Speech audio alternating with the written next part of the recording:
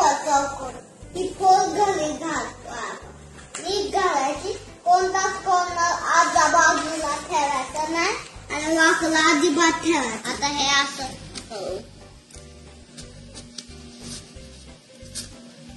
करू आता हे एक पेपर वाटलं की इथं जरा धरायचं आणि हे असं करायचं आता ह्याला परत बॅक साइड घ्यायची